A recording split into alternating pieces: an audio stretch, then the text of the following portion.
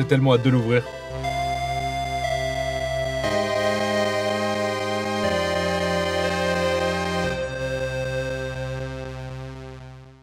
Les Sœurs de Bataille, faction qui magnifie l'univers dark fantasy futuriste qu'est le jeu Warhammer 40 000. Bien que l'ensemble des factions porte cette marque, appelée sombrement le Grimdark, l'Adepta Sororitas l'incarne. John Blanche, Karl Kopinski ou encore Lewis Jones nous dépeignent une fresque gothique à couper le souffle. Dans les ténèbres d'un lointain futur, il n'y a que la guerre. La folie des hommes les ont conduits dans le fanatisme le plus extrême. Quoi de mieux pour porter cette vision que les Sœurs de Bataille, fanatiques religieuses accompagnées des inquisiteurs et de zélotes dévoués à l'empereur Dieu. Je me suis souvenu d'une chose pourtant essentielle. Les Sœurs de Bataille ne sont qu'une part de ce qui me fascine dans Warhammer 40 000. Un nom se murmure encore, sortons-le de la poussière. Les chasseurs de sorcières.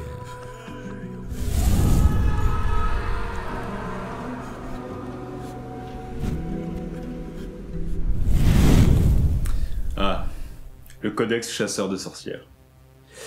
J'admets, je l'avais presque oublié celui-là. Après avoir sorti ma première vidéo YouTube sur mes 10 000 points de sœurs de bataille, d'ailleurs, je vous remercie énormément pour votre accueil sur YouTube. Si jamais vous voulez soutenir la chaîne, n'hésitez pas à passer sur le Tipeee, les liens sont en description. Putain. Après avoir posté ma première vidéo sur YouTube, je me suis calé dans mon canapé et je me suis ouvert 2-3 vieux White Dwarf qui parlaient de la ressortie des sœurs de bataille pour la V3, V4. Elles ne sortaient pas en tant que sœurs de bataille à proprement parler, c'était les chasseurs de sorcières. Et en fait, le projet de faire une armée à 10 000 points, c'est aussi le prétexte pour s'éclater en termes de conversion et de création d'unités, de pouvoir vraiment avoir une armée très très complète avec une histoire très riche, très dense. Et le fait de basculer vers une armée à 10 000 points de chasseurs de sorcières, ça amène tellement plus de profondeur, et c'est de ça dont j'ai envie de vous parler aujourd'hui. Je suis Diffus l'Ancien, et ensemble convoquons l'Ordo Hereticus.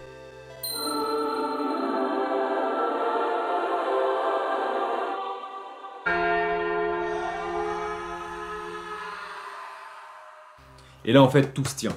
Là, juste là-dedans, il y a tout. En bouquinant ce codex, il y a déjà 1000 idées qui me viennent en tête. Enfin, je sens que je vais partir dans tous les sens encore une fois. Jusque-là, quand j'y pensais, cette armée de sœurs de bataille, elle manquait d'un petit quelque chose. Même si elle était ancrée dans une campagne narrative, mais il manquait une espèce de structure. L'ennemi n'est pas dans l'espace ou dans le warp, non. Il est au cœur de l'Imperium. J'ai envie de débusquer l'hérétique, j'ai envie de débusquer le cultiste, le sorcier. Je veux mettre des lance-flammes partout. Parce que maintenant, ça ne se limite pas qu'à des sœurs de bataille. Ça veut dire que maintenant, je veux des dévots, je veux des fanatiques, je veux des inquisiteurs. C'est un mode hardcore de l'Adepta Sororitas. Je suis convaincu. Je jette mon dévolu sur les chasseurs de sorcières. Cette décision me semble être la voie à prendre. Ainsi évolue mon projet, majestueux de par sa diversité de personnages et d'unités. Regardez! Les portes du cathédrum s'ouvrent. Il est temps d'aller débusquer les hérétiques et autres déviants. Soyez témoins!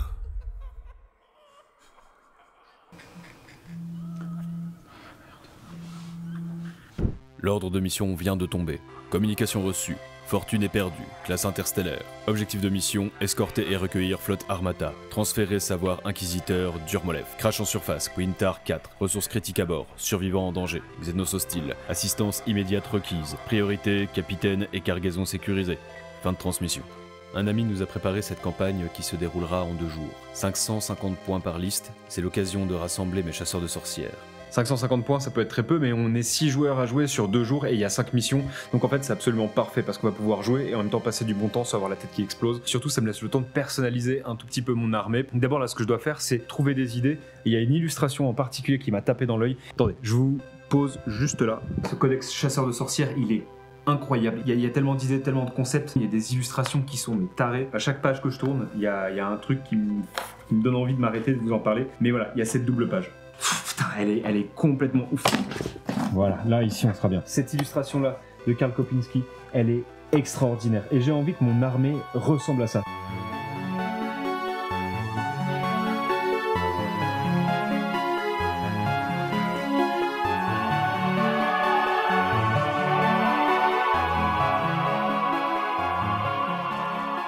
Après m'être perdu dans ce sublime codex, explorer quelques vieux White Dwarf et trouver l'inspiration, il est temps de composer ma liste. Il y aura une escouade de 10 sœurs de bataille, mais la figurine de la sœur supérieure sera remplacée par celle de Kirinov, pour le plaisir de poser de belles figurines sur la table. Pour représenter mes 10 dévots, j'utiliserai la datasheet des guerriers de Catachan.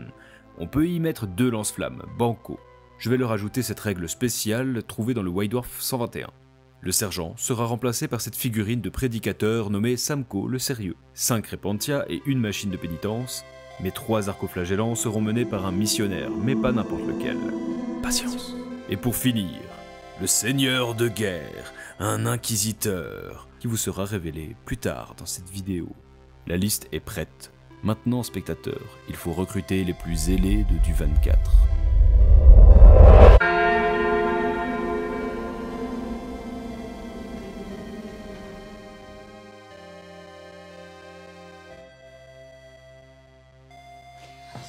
Je vais vous révéler qui est le missionnaire. Il s'agit de Jacobus. Là, ça contient l'esprit de Warhammer 40 000 que je recherche. On va le sortir de sa boîte.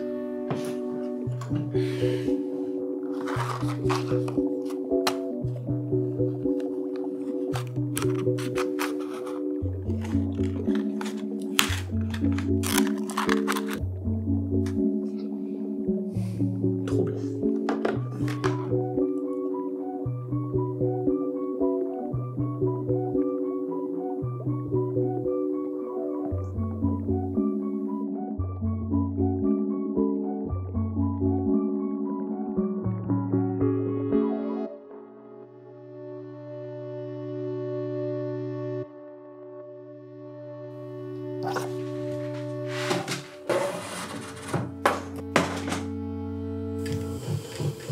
J'ai commencé à convertir quelques dévots. Bon, j'avais pas accès à la caméra et j'ai pas pu m'empêcher de commencer des conversions, donc là j'en ai déjà 5 de faire. Ok.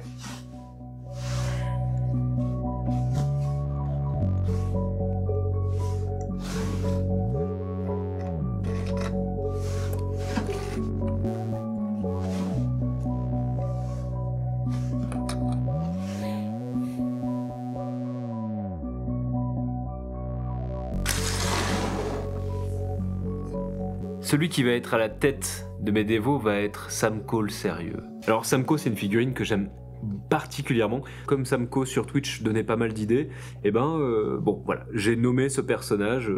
Et au final, un pote m'a contacté et a proposé de faire une mini-campagne sur 2 jours. Donc je me suis dit, j'avais envie de jouer ce Samko, et forcément, on va lui ajouter en plus de ça quelques types autour, donc des dévots. J'aime trop vraiment ce côté Space Clodo. C'est absolument génial. Le concept de fanatique est extraordinaire, et 40K permet vraiment de plonger là-dedans avec des figurines qui vont avoir tellement de caractère. Et là, je trouve que c'est carrément le cas avec cette petite troupe. Et encore, dites-vous qu'il en manque 4. Une fois qu'on aura vraiment les 10 bonhommes, ils vont devenir les personnages principaux de cette mini-campagne. Ça m'étonnerait pas, quoi. Allez, au boulot. J'adore ce dévot avec son obus sur la tête. Il a trouvé un obus sur le champ de bataille, ça va lui servir de casque pour se protéger à la caboche, très malin de sa part. Et en plus de ça, il a fait un petit trou pour y voir mieux. Et ce que je veux quand je fais des personnages comme ça, justement, c'est que ça devienne des personnages. Je veux pas que ce soit juste de l'infanterie banale, du pion en fait. Chaque figurine raconte quelque chose. Il m'en reste encore 4 autres à faire, et là par contre, on va les faire ensemble.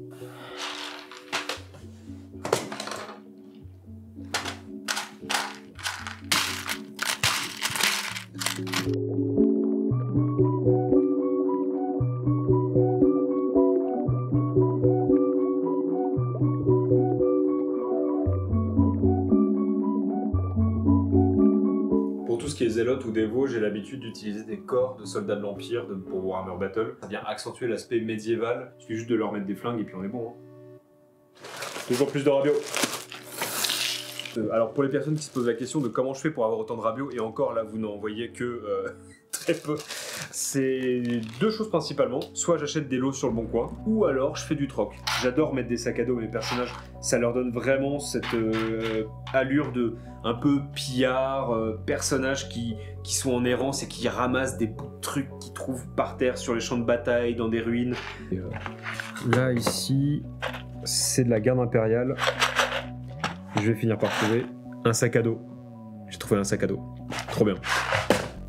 Ça va aller pour mon lance-flamme. Lance-flamme. Mais non, pourquoi est-ce que je lui mettrais un sac à dos? En fait, ce que je peux faire, Mais ouais, mais je vais lui mettre un bidon d'essence. Pas un sac à dos, un bidon d'essence, mais diffuse quoi.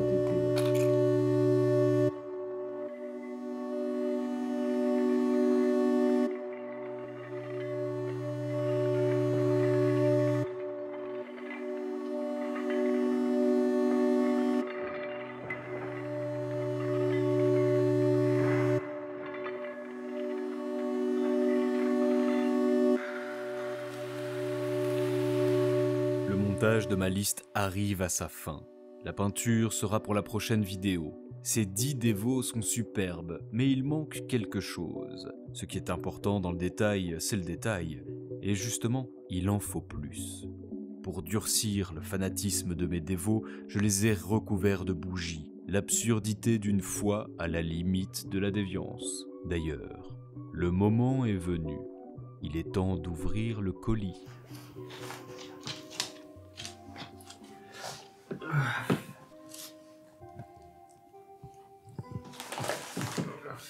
J'ai l'impression que la personne qui m'a expédié ce colis m'a ajouté quelque chose. On dirait un magazine ou un codex ou ça.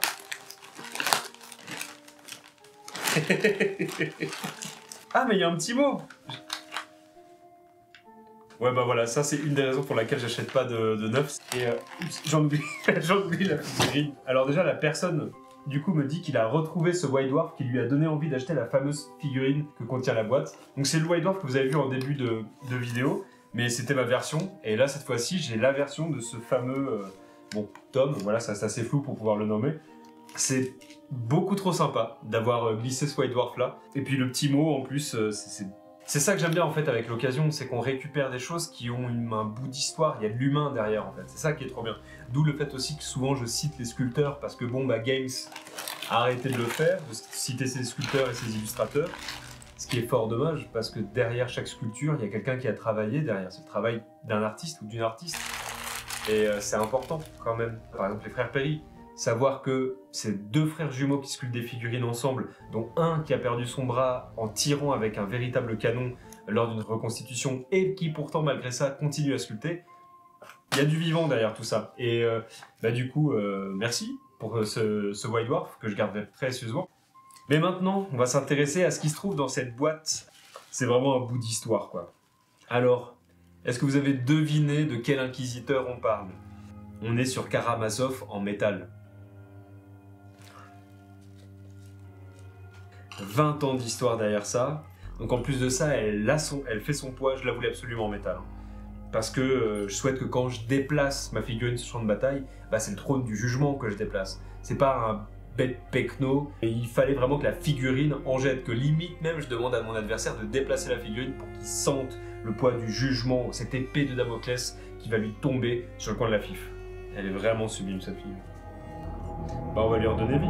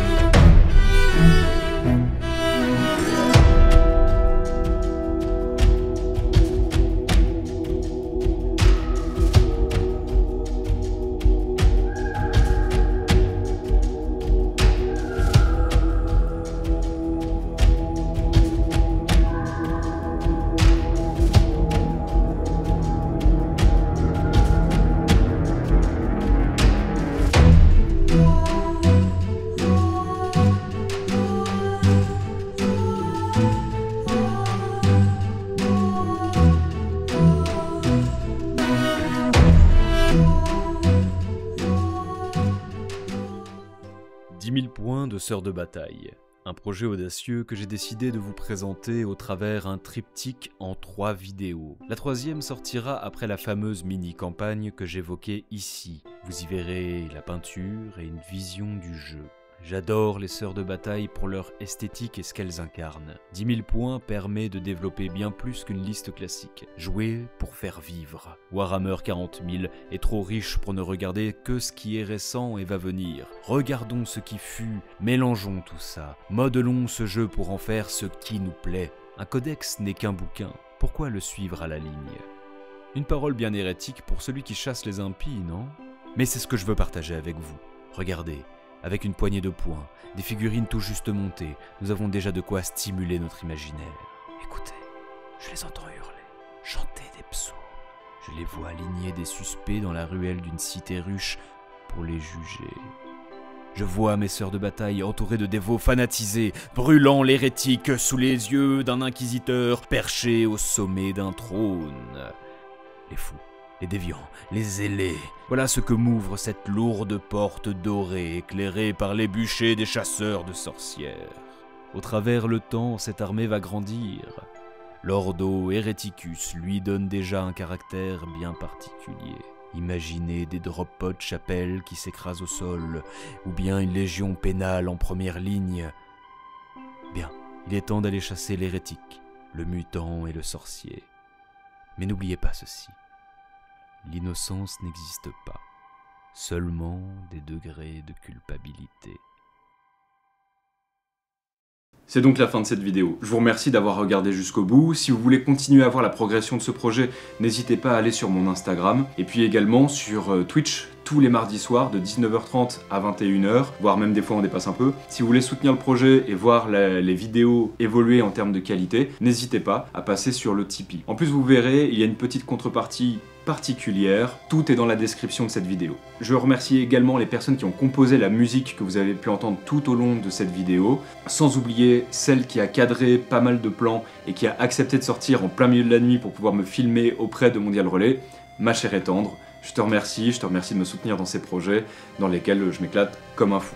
Et n'hésitez pas à purger votre âme, priez au nom de l'empereur, chassez les impies, trouvons-les hérétiques, au nom de l'empereur. Débusquez le sorcier, allez-y, trouvez les hérétiques, ils sont parmi nous. Allez les impies, les démons, je vous appelle.